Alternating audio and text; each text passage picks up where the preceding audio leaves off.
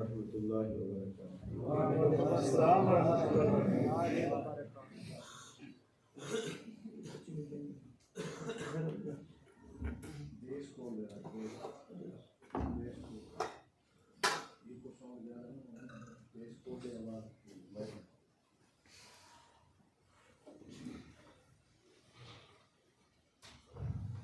عشاء کی اذان کب ہے؟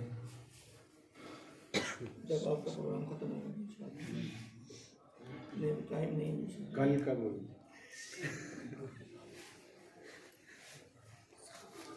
پونے سات نہیں 8:30 7:30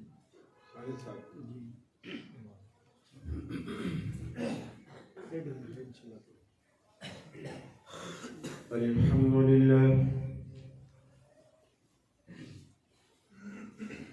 الحمد لله حمدا كثيرا كما أمر ونشهد أن لا إله إلا الله وحده لا شريك له في الخلق والأمر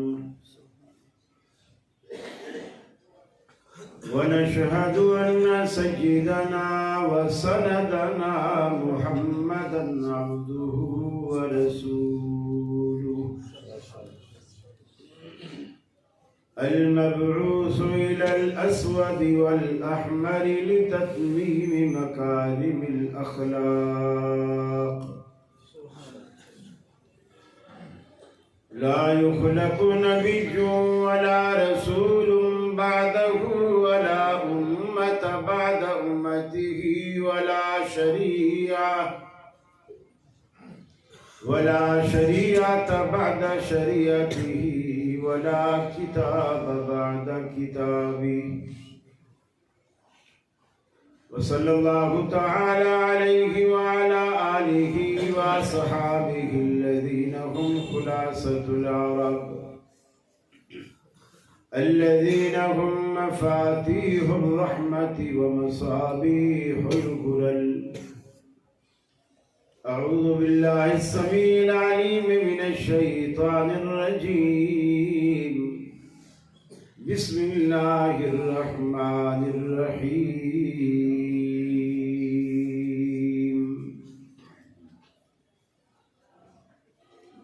وإذ أخذ الله ميثاق النبيين لما آتيتكم من كتاب وحكمة ثم جاءكم رسول مصدق لما معكم لتؤمنن به ولتنصرنه قال أأقررتم وأخذتم على ذلكم إصري قالوا أقررنا قال فاشهدوا وأنا معكم من الشاهدين.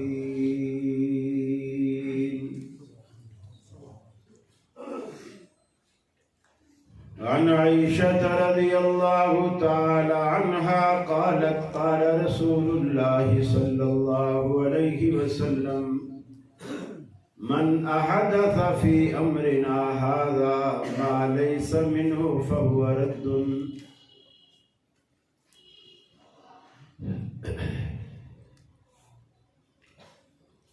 یہ مقصد ہے کہ دنیا سے جہالت دور ہو جائے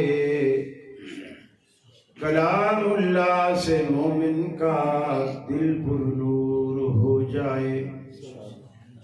یا الہی جب تک میرے جسم میں جان رہے تجھ پہ صدقے تیرے محبوب پہ قربان رہے. میں رہوں یا نہ رہوں پر دل کی ہے یہ دعا دین احمد اور عزت قرآن رہے.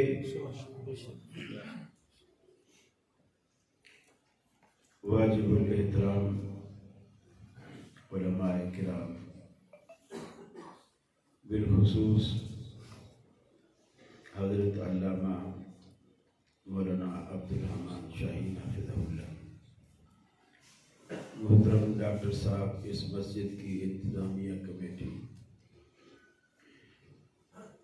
اور اس علاقے کے میرے اہل توحید مسلم بھائیوں، میری مسلم ماؤں بہنوں بیٹیوں، ہم اطاعت، اتباع اور تقلید کی حقیقت کے عنوان سے یہاں جمع ہیں،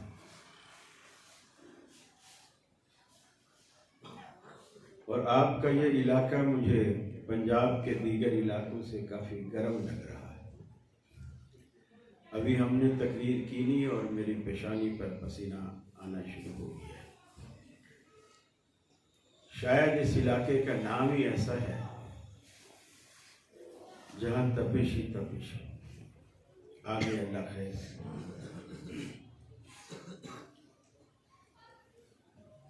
اللہ نے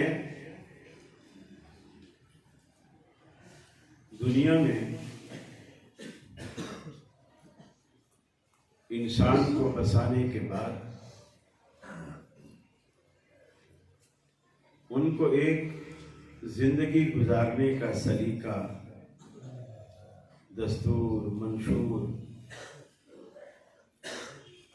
سکھایا، اور سکھانے کے لیے انبیاء کا ایک طویل سلسلہ اللہ نے جاری کیا۔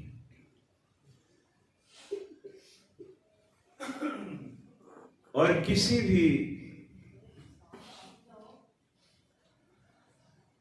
اسکول آف تھاٹ کو یہ سمجھنے کے لیے کہ آیا یہ تعلیم کے لحاظ سے،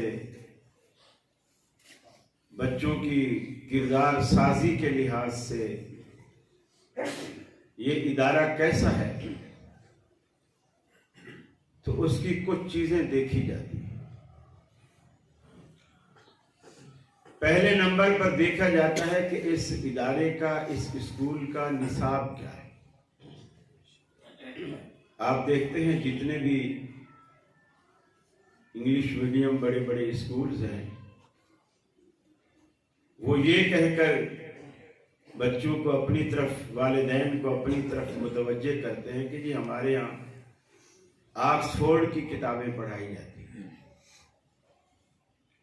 یہ چیزیں ذہنوں کو اپیل کرتی ہیں۔ دوسرا یہ دیکھا جاتا ہے کہ یہاں کے اساتذہ کیسے ہیں، پڑھانے والے کیسے ہیں۔ نصاب تو اچھا ہے، آیا اساتذہ میں یہ صلاحیت اور استعداد ہے بھی کہ نہیں۔ تیسری اہم بات یہ دیکھی جاتی ہے اس ادارے کے رول کیا ہے۔ اللہ نے یہ پوری دنیا ایک ادارہ بنایا ہے، پوری دنیا ایک ادارہ ہے۔ اس کو آپ کارخانہ قدرت کا نام بھی دے سکتے ہیں۔ یہ کارخانہ قدرت ہے۔ ہم یہاں سارے کے سارے یہاں اسٹوڈنٹ، ہم طالب علم ہیں، ہم یہاں پڑھتے ہیں۔ جب یہ ساری دنیا ایک ادارہ ہے، اللہ نے اس کا نصاب مقرر نہیں کیا بلکہ اتارا ہے، اور وہ ہے قرآن مجید۔ اور اس کی تفہیم کے لیے اللہ نے رسول اکرم صلی اللہ علیہ وسلم کی 23 سالہ دور نبوت کی زندگی کو ساتھ جوڑ دیا۔ پھر پڑھانے کے لیے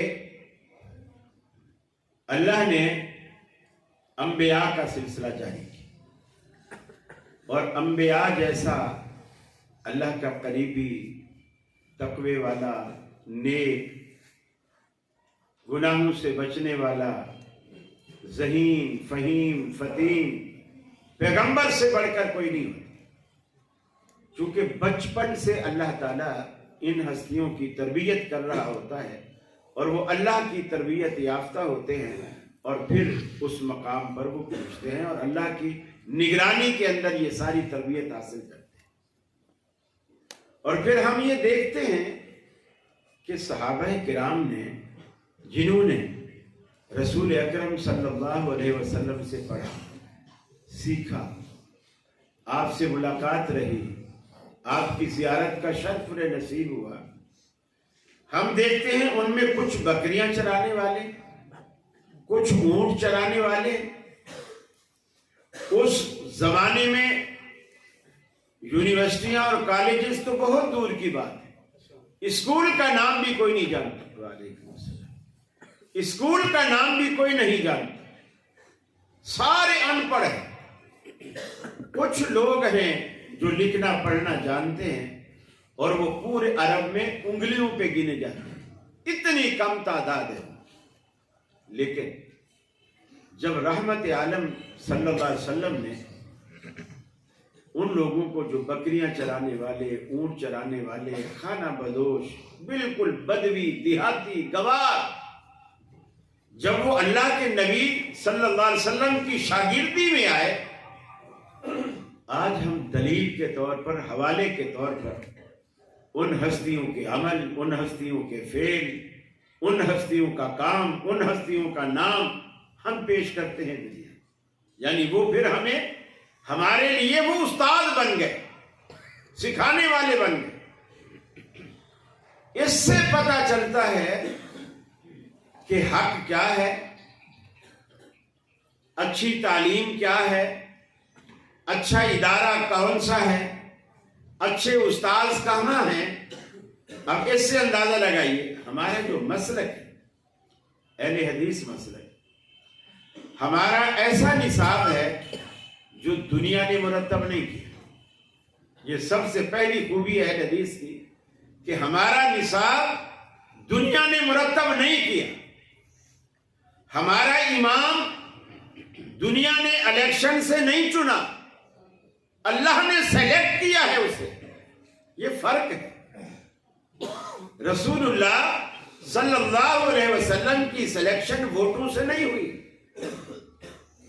کسی افسر کے کہنے سے نہیں ہوئی، یہ انتخاب تو اللہ کا۔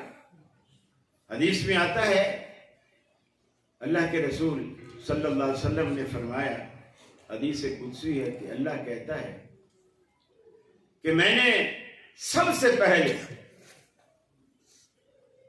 دیکھا، اپنے بندوں کے دلوں پر نظر ڈالی، نظرۃ فی قلوب العباد، اللہ کے بندوں کے دلوں پر اللہ نے سب سے پہلے نظر ڈالی، اور سب سے پاکیزہ دل جو اللہ نے پایا وہ قلب محمد تھا صلی اللہ علیہ وسلم۔ فرمایا فاصطفیٰ، اللہ تعالیٰ نے اس دل کو اپنے لیے چن لیا، رسول اللہ کو اپنے لیے چن لیا۔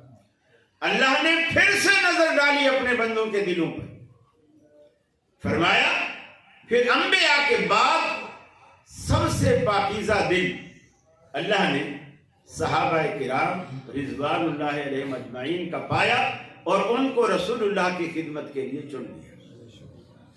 اب پہلا انتخاب بھی اللہ کا، دوسرا انتخاب بھی اللہ کا، اور اللہ کا انتخاب کبھی غلط نہیں ہوتا۔ یہاں تک بات آپ کو سمجھ میں آ گئی۔ ہمارا جو نصاب چلتا ہے وہ رسول اللہ سے چلتا ہے، رسول اللہ سے چل کر صحابہ کے ذریعے ہوتا ہوا محدثین تک پہنچتا ہے، پھر وہ کتابی شکل میں مدون ہوتا ہے، اور آج الحمدللہ دیوبندیوں کا مدرسہ ہو، بریلویوں کا مدرسہ ہو، اہل حدیث کا مدرسہ ہو، کوئی جامعہ نہیں کہلاتا، کوئی شیخ الحدیث نہیں بنتا جب تک وہ بخاری کا درس نہ دے۔ یہ اللہ رب العالمین نے امام بخاری کو وہ عزت دی ہے، وہ عزت دی ہے کہ ان کی کتاب کی مقبولیت کو ایسا عام کیا ہے کہ تقریباً ہر مسلک والا مجبور ہے اسے پڑھنے پر، اسے دیکھنے پر، اسے سمجھنے پر اور اس پر عمل کرنے پر۔ اب جب اللہ رب العالمین نے ہمارے لیے یہ سب کچھ متعین کر دیا، پھر ہمیں دائیں بائیں ادھر ادھر آگے پیچھے دیکھنے کی کیا ضرورت ہے؟ ہم کیوں دیکھیں؟ دعوے بہت کرتے، سنت کو ماننا، سنت کو قبول کرنا اور اپنی زندگی کا حصہ بنانا، یہ بڑی اہم بات ہے۔ علامہ شہید رحمت اللہ علیہ اکثر اپنے کتابات میں ایک بات سنایا کرتے تھے۔ وہ سناتے تھے کہ کسی مسجد میں مولوی صاحب بچے پڑھا رہے، ایک خاتون آئی، اس نے آ کر پوچھا حضرت مجھے مجنوں سے ملنا ہے، مجنوں کدھر رہتے ہیں؟ اس نے کہا کیوں، کیا بات ہے؟ تو اس خاتون نے کہا اس کی لیلا نے کھیر کا کٹورا اپنے ہاتھ سے بنایا ہے اور اس نے دوپٹے میں چھپا رکھا تھا، اور مجھے کہا ہے کہ تم میرے مجنوں کو دے کر آؤ، تو اس لیے پوچھ رہی ہوں۔ تو جب اس نے دیکھا کہ یہ تو کھیر کا ڈونگا دینے آئی ہے، تو فٹافٹ کہنے لگے بڑی بھی کیا میں تمہیں مجنوں نہیں لگتا کیا؟ میں ہی تو مجنوں ہوں۔ اس نے کہا ٹھیک ہے آپ مجنوں ہو تو مجھے کوئی اعتراض نہیں، بس مجھے پتا نہیں تھا اس لیے میں نے پوچھا ہے۔ اس نے وہ ڈونگا مولوی صاحب کے آگے رکھ دیا، انہوں نے کھا لی، خالی کٹورا ان کو واپس کر دیا۔ اب وہ روز آتی پوچھتی بھی نہیں، کیونکہ اب تو اس کو پتا چل گیا تھا کہ یہ مجنوں ہے، اب وہ پوچھتی ہی نہیں تھی، روزانہ ڈونگا رکھتی، یہ خالی کر کے دیتے، وہ لے کے چلی جاتی۔ 15-20 دن جب گزر گئے تو وہ خاتون آئی اور خالی ڈونگا لے کر مولوی صاحب کے آگے رکھ دیا، اس میں کھیر نہیں۔ مولوی صاحب نے دیکھا تو کہنے لگے یہ کیا مذاق ہے؟ اس نے کہا مذاق نہیں ہے، تمہاری لیلا نے مجھے کہا ہے کہ میرے مجنوں سے بولو کہ مجھے تیرے خون کی بڑی سخت ضرورت ہے، اس کو اپنے خون کا بھر کے دے دے۔ وہ کہنے لگا بڑی بھی اتنا تو میں نے کھیر نہیں کھائی جتنا تو خون مانگنے آ گئی، اور فوراً کہا ہم تو کھیر کھانے والے مجنوں ہیں، خون دینے والے مجنوں دوسری گلی میں رہتے، وہ دوسری گلی میں رہتے۔ رفع الیدین کا نام لو، یہ محمدی مسجد والے کریں، یہ وہ اہل حدیث مسجد والے کریں گے۔ آمین اونچی کی سنت دکھاؤ، یہ اس مسجد والے کریں گے۔ فاتحہ امام کے پیچھے پڑھنے کا بتاؤ، یہ اس مسجد والے کریں گے۔ اور یوں حرمت رسول پہ جان بھی قربان ہے، حرمت رسول پہ جان قربان ہے، سنت رسول کو ماننے کو تیار نہیں۔ ہاں یہ کہا جائے یہ میلاد شریف کا جلوس ہے، اس میں اور شام کو شیرینی بھی ہے، پھر دیکھیے جیسے آپ کے یہاں بھی حال ہوا ہے، جیسے جیسے چاولوں کا وقت قریب آئے گا او سین تک لوگ بن جائیں، جگہ ہی نہیں ملے۔ یہ جو کھیر ہے نا، سب کا بیڑا اسی نے غرق کیا، اسی نے تباہ کیا۔ اصل جو پیار ہوتا ہے وہ سنت سے پیار ہے۔ آپ نے فرمایا من احب سنتی فقد احبنی ومن احبنی کان معی فی الجنہ۔ جس بندے نے مجھ سے پیار نہیں، جس بندے نے میری سنت سے پیار کیا، اس نے گویا مجھ سے پیار کیا۔ ومن احبنی، اور جس نے مجھ سے پیار کیا، کان معی فی الجنہ، وہ جنت میں میرے ساتھ ساتھ ہوگا، میرے پڑوس میں ہوگا، اللہ اسے میرا ساتھ نصیب کرے گا۔ لیکن کب؟ جب وہ میری سنت سے پیار کرے گا۔ گویا رسول اکرم صلی اللہ علیہ وسلم نے اپنی امت کو دعوت دی، خون دینے والے مجنوں بنو، کھیر کھانے والے مجنوں نہ بنو، خون دینے والے مجنوں بنو، میری سنتوں سے پیار کرو، میری زندگی سے پیار کرو، میرے طریقے سے پیار کرو۔ یہ ایسا طریقہ ہے، اللہ رب العالمین نے 2 لفظ قرآن میں استعمال کیے، ایک اطاعت کا لفظ، ایک اتباع کا لفظ۔ اطاعت ہوتی ہے کہ کوئی بھی قولی بات ہو جو اللہ کہے، چاہے اس کا رسول کہے، ماں باپ کہیں، استاذ کہیں، آپ اس کو مانیں، یہ تو ہے اطاعت۔ اتباع جو ہوتی ہے وہ عملی طور پر وہ شخص، آپ کا لیڈر، آپ کا قائد، آپ کا استاذ، آپ کا امام، جو کچھ آپ مقتدی امام کے پیچھے کھڑے ہو کر کرتے ہیں، یہ اطاعت نہیں، یہ اتباع۔ آپ امام کو دیکھ رہے، آپ رکوع میں ہیں، آپ بھی رکوع میں چلے جاتے ہیں، امام سجدے میں ہے، آپ بھی سجدے میں چلے جاتے ہیں، امام سلام پھیر رہا ہے، آپ بھی سلام پھیر دیتے ہیں۔ یہ پیروی، اسی کو اردو میں ہم کہتے ہیں پیروی۔ پیروی کا مطلب ہے، پیر کہتے ہیں پاؤں کو، روی کا مطلب ہوتا ہے چلنا، یعنی آپ کا لیڈر آگے کھڑا ہو کر چل رہا ہے اور اپنے قدموں کے جو نشان چھوڑ کر جا رہا ہے، آپ ان کے پیچھے پیچھے انہی قدموں کے نشان پر اپنے قدم رکھ کر آپ چلتے چلے آ رہے ہیں۔ اس کو کہتے ہیں پیروی، پاؤں کے نشان پر، نقش پا پر چلنا، نقش پا کے پیچھے رہنا اور اسی کی پیروی میں چلتے چلے آنا، یہ ہے اتباع۔ قرآن نے اللہ کے لیے اتباع کا لفظ پورے قرآن میں کہیں استعمال نہیں کہ اللہ کی اتباع کرو، یہ کہا کہ اللہ کی اطاعت کرو، لیکن رسول کے لیے دونوں لفظ استعمال کیے، اتباع بھی کرو اور اطاعت بھی کرو۔ اس لیے رسول صحابہ کو نظر آتے تھے، اللہ نظر نہیں آتا، اور پیروی اور اتباع جو ہوتی ہے وہ دیکھ کر کی جاتی ہے۔ اللہ کو جب دیکھ کوئی نہیں سکتا تو وہ اتباع بھی نہیں کر سکتا، اسی لیے اللہ نے کہا میری اطاعت کرو، میری بات مانو، اطیعوا اللہ و اطیعوا الرسول، میں جو کہتا ہوں وہ مانو، پیروی صرف میرے رسول کی کرو، میرے رسول کا طریقہ اپناؤ۔ اسی لیے اللہ رب العالمین نے قرآن مجید میں یہ حکم دیا۔ دنیا بہت سارے لوگ ایسے ہیں جو اللہ کو راضی کرنا چاہتے ہیں، خوش کرنا چاہتے ہیں، اس کی ناراضگی سے بچنا چاہتے ہیں، اس کی عبادت کرنا چاہتے ہیں، اس سے معافی مانگنا چاہتے ہیں، لیکن اس کو طریقہ معلوم نہیں۔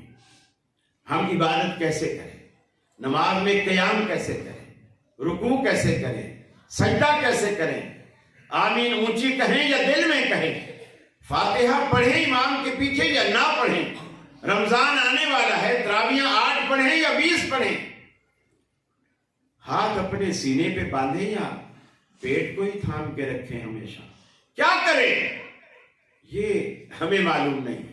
اللہ تعالیٰ اس کے لیے کہتا ہے میرے حبیب کی پیروی کرو، مقصد اللہ کو راضی کرنا ہے، لیکن اللہ کو راضی کرنے کا راستہ یہ ہے، میرے نبی کی پیروی میں جب میری طرف آؤ گے اللہ کو تم اپنے سے راضی پاؤ گے، اپنے سے خوش پاؤ گے۔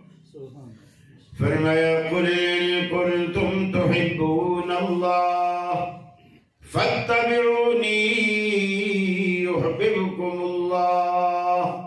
اے حبیب انہیں کہہ دیجئے، انہیں بتا دیجئے، اگر تم اللہ سے دوستی رکھنا چاہتے ہو، اللہ سے محبت چاہتے ہو، اللہ سے گھرانہ قائم کرنا چاہتے ہو، اس کا ایک ہی طریقہ ہے فَاتَّبِعُونِي يُحْبِبْكُمُ اللَّهُ، میں محمد صلی اللہ علیہ وسلم کے پیچھے چلتے چلے آؤ، میرے اسوے پر، میرے نقش پا پر میرے پیچھے چلتے چلے آؤ، نتیجہ کیا نکلے گا؟ یحببکم اللہ، اللہ رب العالمین کے تم محبوب بن جاؤ گے، وہ تم سے محبت کرنے لگے گا۔ آج دنیا میں بریلویوں کی مسجد کا بھی یہی مقصد ہے کہ اللہ راضی ہو، دیوبند کی مساجد کا بھی یہی مقصد ہے کہ اللہ راضی ہو، اہل حدیث کی مساجد کا بھی یہی مقصد ہے اللہ راضی ہو، لیکن ان مسجدوں میں راضی کرنے کے طریقے الگ ہیں۔ ان ساری کی ساری مساجد میں اللہ کو راضی کرنے کے طریقے الگ ہیں۔ ارے کبھی اللہ سے بھی تو پوچھا ہوتا، اے الہ العالمین میں راضی کرنے کے لیے اس مفتی سے پوچھتا ہوں، وہ کہتا ہے ہاتھ سینے پر باندھ لے، ٹانگیں اتنی چوڑی کر لے، آمین اونچی کہہ لے، امام کے پیچھے فاتحہ بھی پڑھ لے، اللہ تجھ سے راضی ہو جائے گا۔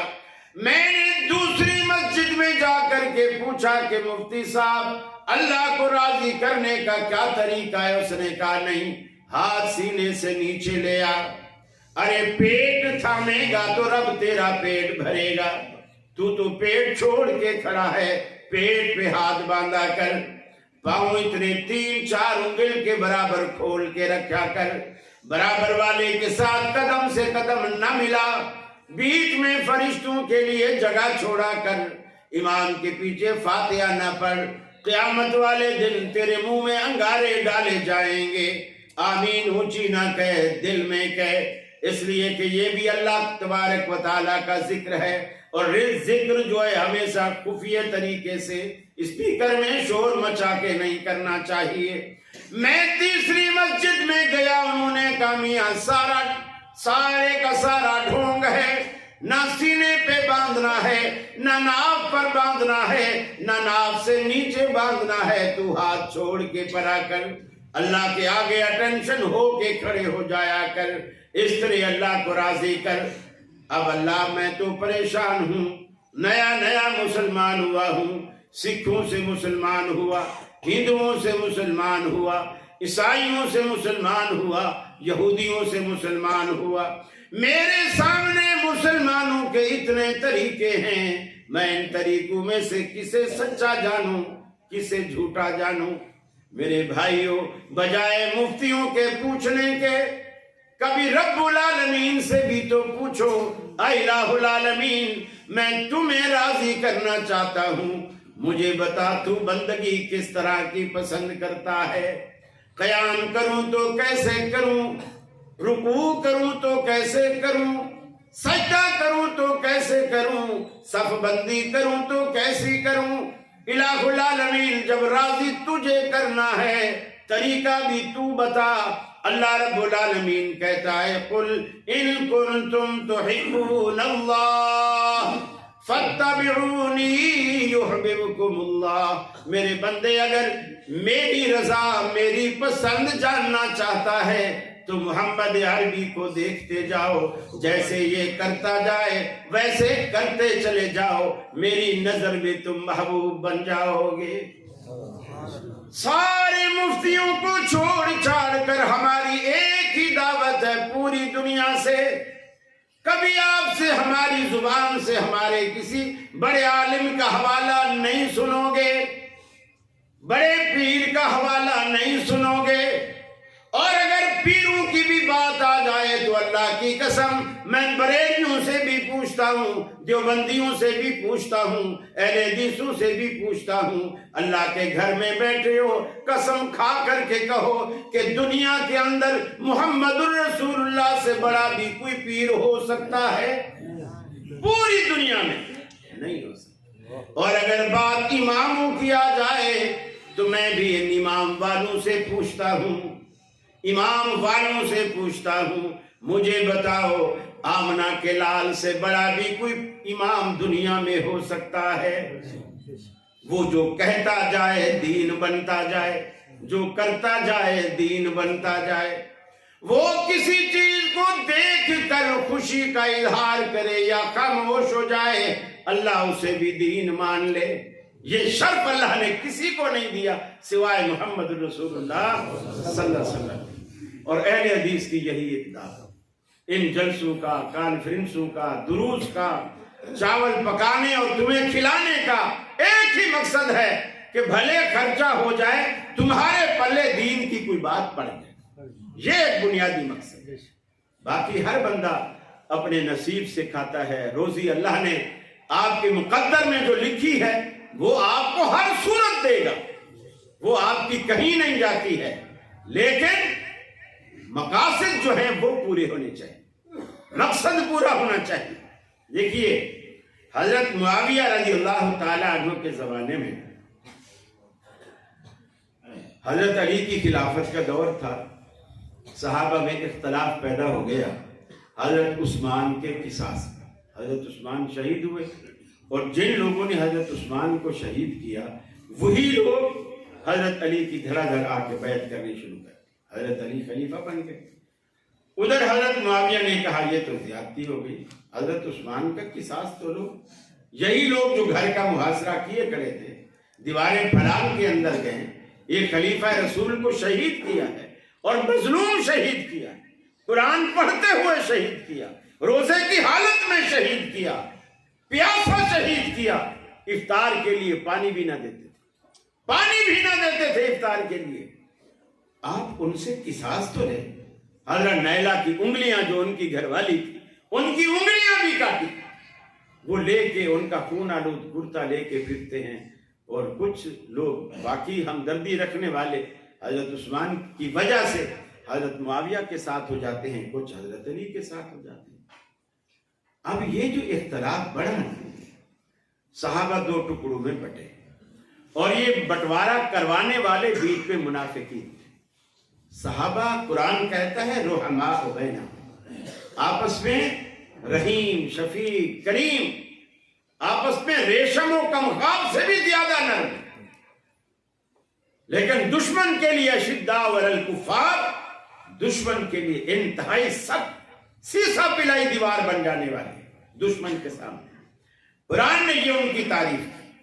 منافقین نے غلط چیزیں بیان کر کر کے، غلط باتیں ڈال ڈال کے، کچھ منافق حضرت علی کے گروہ میں آ گئے، کچھ منافق حضرت معاویہ کے گروہ میں آ گئے، اور یہ جب بھی دیکھتے تھے کہ ان کے مذاکرات ہو رہے ہیں اور معاملہ صلح کی طرف بڑھ رہا ہے اور جنگ بندی کی طرف بڑھ رہا ہے، تو یہ دونوں بیچ میں ایسی کوئی چال چلتے، ایسی بات کر دیتے کہ دونوں فریق پھر ناراض ہو جاتے، پھر ناراض ہو جاتے، یہ ان کو ایک ہونے نہیں دیتے تھے۔ جب صحابہ کے دو گروہ ہو گئے اس مسئلے پر، قصاص عثمان پر، تو جو حضرت علی کی طرف تھے وہ علوی کہلانے لگے، جو حضرت معاویہ حضرت عثمان کے قصاص کی وجہ سے حضرت عثمان معاویہ کے ساتھ تھے وہ عثمانی کہلانے لگے۔ حضرت عبداللہ بن عباس رضی اللہ تعالیٰ عنہ سے کسی نے پوچھا، اس دور میں کسی نے پوچھا کہ اے عباس یہ بتاؤ کہ تم کس طرف اور کس ملت پر، کس طریقے پر، علی ملت علی او علی ملت عثمان، آپ حضرت علی کی ملت پر ہو یا حضرت عثمان کی ملت پر؟ یہ جو لوگ آج ہمیں کہتے ہیں نا، جب ہم کہتے ہیں ان سے کہ حنفی نہیں بنو، شافی نہیں بنو، مالکی شافی حنبلی نہیں بنو، جعفری نہیں بنو، صرف محمدی بنو، تو وہ کہتے ہیں کہ کیا یہ چاروں امام کوئی محمد رسول اللہ صلی اللہ علیہ وسلم کے خلاف تھے؟ کیا یہ چاروں امام یا پانچوں امام یا ان کے 12 امام ملا کے یہ سارے کیا رسول اللہ کی سنت کے خلاف تھے؟ ہم کہتے خلاف نہیں تھے، لیکن ہمیں اپنی نسبت ان کی طرف نہیں، اپنی نسبت ان کی طرف جوڑنی چاہیے جن کی طرف تمام صحابہ نے جوڑی۔ اب جب حضرت ابن عباس سے پوچھا گیا آپ ملت علی پر ہیں یا ملت عثمان پر، اس سے بھی یہ چیز ظاہر ہو رہی ہے، جس طرح آپ ہم سے پوچھتے ہیں کہ میاں کیوں ان کی ملتیں کوئی نبی کی ملت کے خلاف ہے، تو میں آپ سے سوال کرتا ہوں کہ حضرت علی کی ملت اور حضرت عثمان کی ملت کیا دو الگ الگ ملتیں تھیں؟ الگ الگ مسالک تھے، الگ الگ دستور اور نظام تھا؟ ایسا نہیں تھا۔ پھر پوچھنے والے نے یہ کیوں پوچھا کہ آپ ملت علی پر ہیں یا ملت عثمان پر ہیں؟ اب حضرت عبداللہ بن عباس رضی اللہ تعالی عنہ کا جواب سنیے، وہ فرماتے ہیں لست علی ملت علی ولا انا علی ملت عثمان بل انا علی ملت رسول اللہ صلی اللہ علیہ وسلم۔ ارے میں نہ تو ملت علی پر ہوں، نہ میں ملت عثمان پر ہوں، نہ میں علوی ہوں نہ عثمانی ہوں، بل انا علی ملت رسول اللہ صلی اللہ علیہ وسلم، میں تو صرف اللہ کے رسول کے طریقے پر، بس یہ ہے سر۔ آج ہماری یہی دعوت ہے، آج ہماری یہی دعوت ہے۔ دیکھیے موطا امام مالک میں روایت ہے، عبداللہ بن عمر رضی اللہ تعالی عنہ سے پوچھنے والے نے پوچھا اے عبداللہ یہ جو ہم وتر پڑھتے ہیں ان پر حکم لگاؤ کہ یہ ان کی حیثیت کیا ہے، یہ فرض ہیں، سنت ہیں، واجب ہیں، کیا چیز ہے؟ جیسے آج کے لوگوں نے تقسیم کر رکھا، یہ مستحب ہے، یہ سنت ہے۔ یہ اصل میں فرض کے مقابلے میں یہ سنت کی اصطلاح گرا یہ کہہ کر چلاتے ہیں تاکہ اس کام کی اہمیت کو گرایا جائے۔ مثلا آپ سے پوچھا جائے گا، آپ جب کہیں گے کہ اپنا کپڑا ٹخنے سے نیچے نہ رکھ، اوپر رکھا کر، فوراً پہلا سوال آپ سے کریں گے کیا یہ کپڑا ٹخنے سے اوپر رکھنا فرض ہے؟ آپ کہیں گے نہیں سنت ہے، آپ کہیں گے نہیں سنت ہے۔ جواب آئے گا فرض تو نہیں ہے نا، سنت ہے نا، فرض تو نہیں ہے۔ آپ کہیں نماز میں رفع الیدین کرو، فوراً سوال ہے کیا یہ فرض ہے؟ آپ کہیں گے نہیں فرض نہیں ہے، سنت ہے۔ ہاں سنت ہے نا، فرض تو نہیں ہے نا۔ اس کا مطلب یہ ہے کہ سنت کی ان کی نظر میں کوئی حیثیت ہی نہیں، یہ سنت ہے نا، فرض تو نہیں ہے نا۔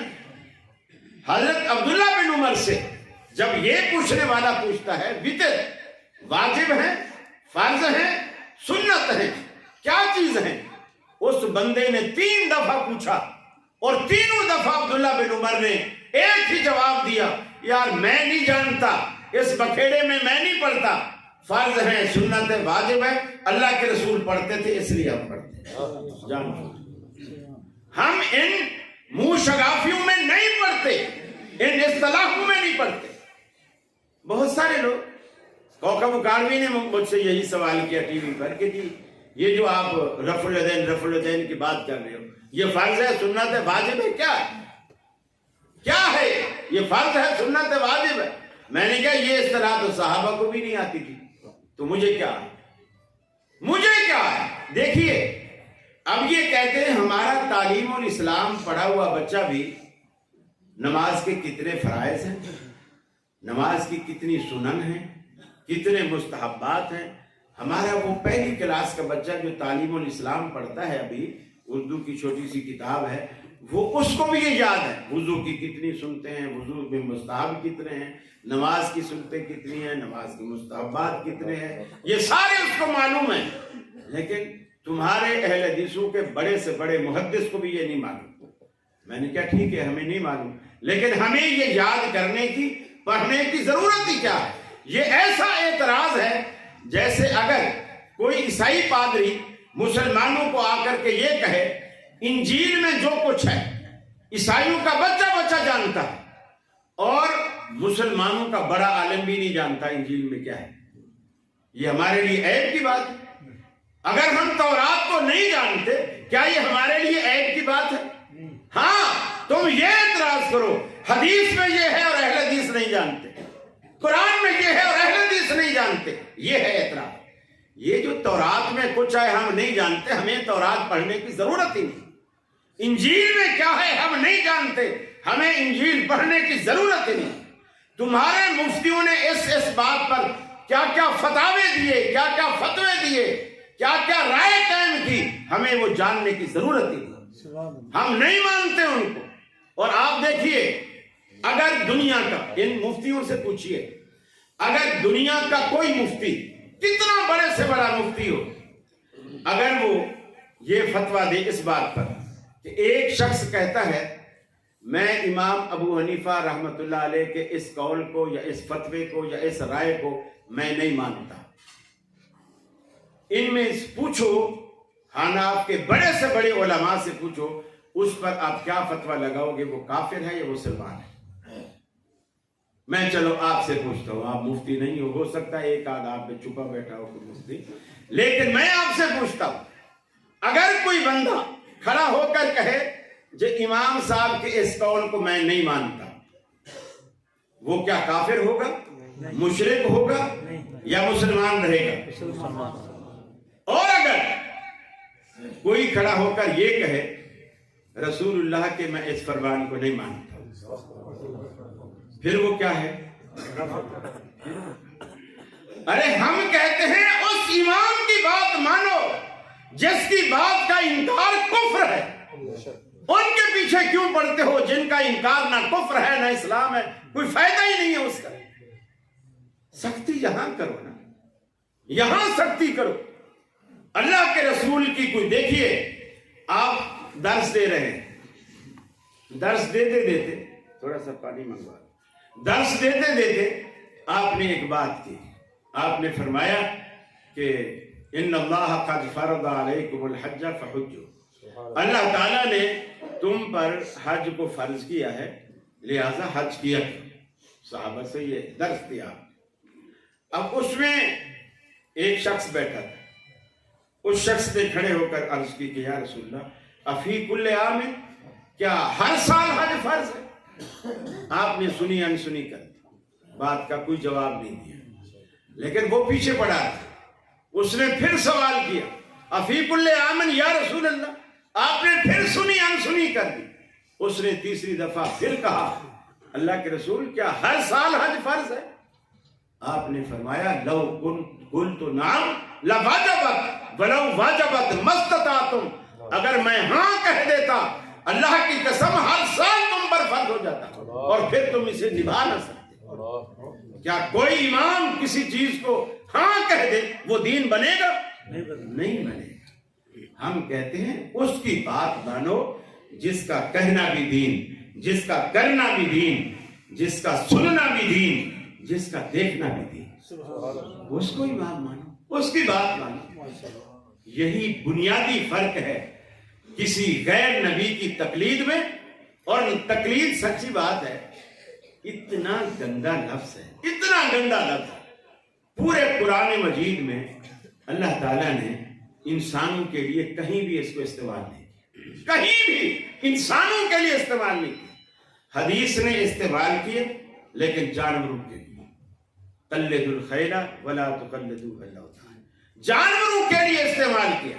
और फिर कुर्बानी के जानवर आते थे तो डाकुओं के लिए, उस जमाने में डाकू भी बड़े शरीफ होते थे, यानी डाकू होते थे लेकिन डाकुओं में भी रख रखाव होता था। तो वो जानवर जब छोड़ देते थे कुर्बानी के तो उनके गले में पुरानी जो जूतियां होती ना, जिनकी एड़ियों में भी सुराख हो जाते हैं, तो वो उस सुराख में रस्सी डाल के जानवर के गले में लटका देते। ये निशानी होती थी कि ये कुर्बानी का जानवर है, उसे डाकू भी नहीं चुराते, डरते थे। आजकल सिंध में भी जाओ ना तो ये आपको मैं गुर बता रहा हूँ, एक तो सिंधी टोपी गाड़ी में जरूर रखो, एक अजरक जरूर रखो और दाढ़ी जरूर रखो।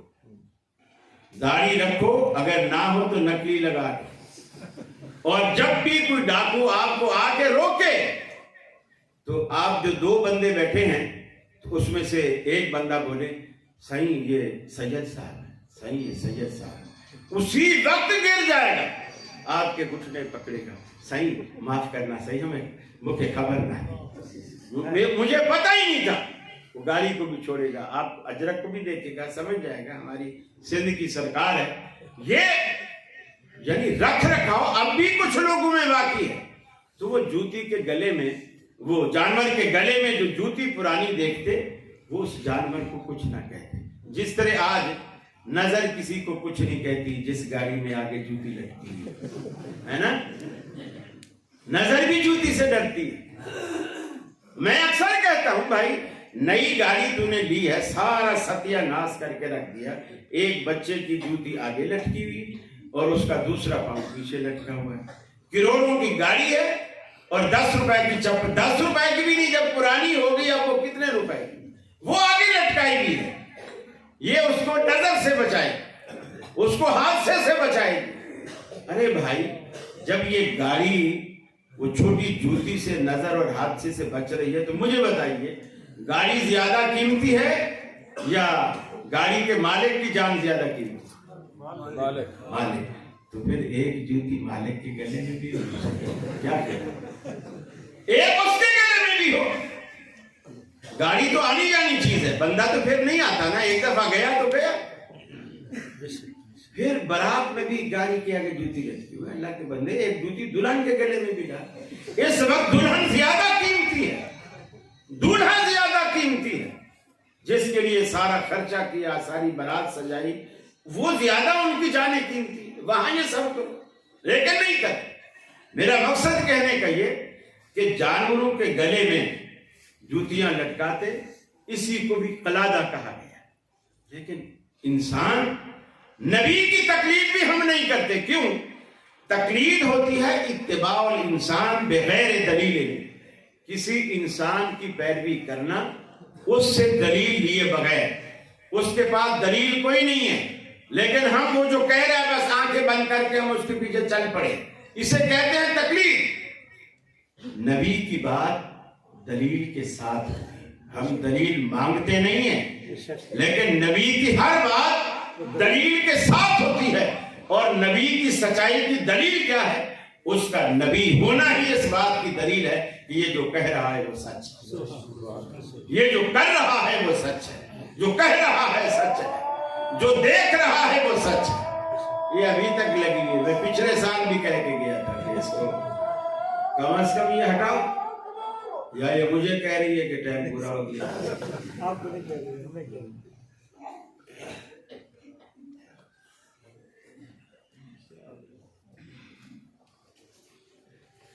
ماشاءاللہ. دیکھیے نبی کے علاوہ کوئی بھی بندہ کوئی بھی بات کرے، کتنا بھی اونچا کتنا بھی بڑا کیوں نہ، اس سے پوچھا جائے گا اس کی دلیل کیا ہے، تو نے یہ بات کیوں کی، اس کی دلیل کیا ہے. اس کی اپنی کوئی حیثیت نہیں ہے دین میں، صحابی کی بھی کوئی حیثیت نہیں. سیدنا فاروق اعظم رضی اللہ تعالی عنہ مسجد نبوی میں منبر پہ بیٹھے درس دے رہے. درس میں انہوں نے کہا کہ آج کل میں نے سنا ہے کہ عورتیں جو ہیں وہ زیادہ سے زیادہ حق مہر مانگنے لگی ہیں. پھر انہوں نے ایک فگر مقرر کیا جو کم از کم 32.25 روپے نہیں تھا. وہ فگر مقرر کیا کہ جو بندہ اس سے زیادہ مہر مقرر کرے گا تو جتنا ہم مقرر کر رہے ہیں یہ تو اس کو دے دیں گے، اس سے فالتو جتنا بھی ہوگا وہ ہم بیت المال میں جمع کریں گے. آرڈیننس جاری کریں. اس میں ایک بوڑھی عورت تھی، بعض نے اس کا ذکر کیا کہ وہ خولہ بنت سالبہ رضی اللہ تعالیٰ عنہ. وہ کھڑی ہو، انہوں نے کہا امیر المومنین آپ کا یہ جو حکم ہے یہ تو قرآن کے صریحاً خلاف ہے. اب اس سے دو باتیں تو خاص طور پر ظاہر ہوگی. ایک کہ حضرت عمر پر الزام لگایا جاتا ہے کہ حضرت عمر نے عورتوں کا مسجد میں داخلہ بند کر دیا تھا، یہ الزام ہے. اب حضرت عمر کا درس ہے اور عورت درس میں سوال کر، گویا عورتیں بھی مسجد میں آتی تھیں. قرون اولیٰ میں عورتوں پر اللہ کے گھر کے دروازے بند نہیں کیے گئے، اور آج کالج کے دروازے، اسکول کے دروازے، مخلوط تعلیمی اداروں کے دروازے، یونیورسٹیوں کے دروازے جوان لڑکیوں پر کھلے ہیں. اگر بند ہیں تو صرف مسجد کے دروازے. مسجد کا ماحول خراب ہے، یونیورسٹی کا ماحول بھی فرشتوں جیسا ہے، چوڑی والی کی دکان پر جو چوڑیاں پہن وہاں بھی ماحول فرشتوں جیسا ہے، ٹنڈے والے پکوڑے والے بیگن والے ان کا ماحول بھی فرشتوں جیسا ہے. صرف مسجد میں نعوذ باللہ سارے شیطان بیٹھے. عجیب لوگوں کی سوچ ہے، عجیب لوگوں کی سوچ. یہ سارا تقلید کا پھیلایا ہوا گند ہے، تقلید کا پھیلایا ہوا گند. آپ دیکھیے ازواج مطہرات کہتی ہیں، اب اس سے بھی دو مسئلے ظاہر ہوتے ہیں. ایک تو عورتیں مسجد میں آتی تھی، اور دوسرا اہل حدیث کا مسلک بھی واضح ہو رہا ہے. فرماتی ہیں ہم اللہ کے رسول کے پیچھے نماز پڑھنے آتے. اللہ کے رسول صلی اللہ علیہ وسلم جب امامت فرماتے سورۃ فاتحہ پڑھتے اور آخر میں جب آمین کہتے ظالم کے بعد، تو آپ کے پیچھے مردوں کی صفیں ہوتی، پھر اس کے پیچھے بچوں کی صفیں ہوتی، پھر اس کے پیچھے عورتوں کی صفیں ہوتی، اور ہم سب سے آخر میں خواتین کی صف میں ہوتی. اللہ کے رسول بغیر لاؤڈ اسپیکر کے مصلی پر جب آمین کہتے، ہم آخری صف میں اللہ کے رسول کی آمین کو سنا کرتے. یہ بھی ظاہر ہو گیا کہ خواتین مسجد میں جماعت کے ساتھ نماز پڑھنے آتی تھی، پیچھے ہوتی تھی. اور آج کل تو زیادہ آسان ہے.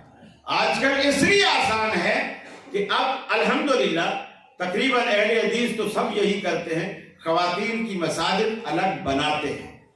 چاہے اوپر بنا لیں، اوپر گنجائش ہو تو، نیچے گنجائش ہو تو نیچے بنا لیتے ہیں. مردوں کا پورشن آگے ہوتا ہے، خواتین کا پورشن پیچھے ہوتا ہے. تو خواتین بھی آتی ہیں اسی مرد امام کے پیچھے. وہ آج کل تو زیادہ آسان ہے. اللہ کے نبی کے زمانے میں جب صحابہ سلام پھیر دیتے، صحابہ بیٹھے رہتے، رسول اللہ صلی اللہ علیہ وسلم بھی بیٹھے رہتے، بچے بیٹھے رہتے، عورتیں پیچھے سلام پھرتے ہی وہ اٹھ کے چلی جاتی، عورتیں چلی جاتی. اور جب صحابہ کو یقین ہو جاتا کہ اب خواتین چلی گئی ہیں، پھر آہستہ آہستہ صحابہ کرام اٹھنا شروع ہوتے. یہ کیا بن رہا ہے؟ بند کرو. پھر وہ رسول اللہ صلی اللہ علیہ وسلم بھی اٹھتے، یعنی خواتین پہلے جاتی اور فجر کی نماز پڑھ کر جاتی تو کہتی ہیں کہ گلیوں میں اتنا اندھیرا ہوتا تھا نماز پڑھنے کے بعد کہ کوئی ہمیں دیکھتا تو اندھیرے میں ہمیں پہچان نہیں سکتا تھا۔ نماز پڑھنے کے بعد اتنا اندھیرا ہوتا ہے۔ یہاں تو پڑھنے کے لیے جو آتے ہیں اس وقت اتنا چاندنا ہوتا ہے، یہیں سے پتہ چلتا ہے وہ جنید آ رہا ہے، ادھر سے پتہ چلتا ہے وہ سلیم آ رہا ہے، دور سے نظر آتے، سب پہ روشنی اتنی ہوتی۔ اور ایک روایت باقاعدہ گھڑی گئی، اسفروا بالفجر فإنه اعظم للأجر، کہ فجر کو روشن کر کے پڑھا کرو اور اس میں اجر اور ثواب جو ہے یہ بہت زیادہ ہے۔ اللہ کے رسول کا طریقہ ہے کہ اندھیرے میں پڑھو۔ تو میں عرض کر رہا تھا یہ جو ہمارا طریقہ ہے کہ ہاتھ کہاں باندھے، رکوع کیسے کرے، سجدہ کیسے کرے، پاؤں کتنے کھولے اپنی جسامت کے مطابق، یا اس سے کم یا اس سے زیادہ، آمین اونچی کہیں یا دل میں کہیں، یہ سارا کچھ جاننے کے لیے آپ کو نبی مکرم کی اتباع کرنی پڑے گی۔ آپ کی اتباع میں آئیں گے تو یہ سارے راز آپ پر کھلیں گے کہ یار اب تک تو ہم بھٹکے رہے، دین تو اصل یہ ہے۔ اس لیے امام غلط کہہ سکتا ہے، وہ انسان ہے، امام غلط کہہ سکتا ہے، انسان تو نبی بھی ہے لیکن نبی کی ضمانت رب دیتا ہے، امام کی ضمانت اللہ نہیں دیتا کہ یہ جو کہے اس کا میں ضامن۔ اللہ کہتا ہے میرا رسول جو کہے اس کا میں ضامن۔ فرمایا ما ينطق عن الهوى ان هو الا وحی یوحی، ہمارا پیغمبر اس وقت تک کوئی بات نہیں کرتا جب تک ہم سے ڈائریکٹ ڈائلنگ نہ ہو جائے، ہم سے رابطہ نہ ہو جائے، ہم سے کال نہ مل جائے، اس وقت تک یہ اپنی طرف سے دین میں کوئی بات کرتا ہی نہیں، ہم کہتے ہیں تو کرتا ہے۔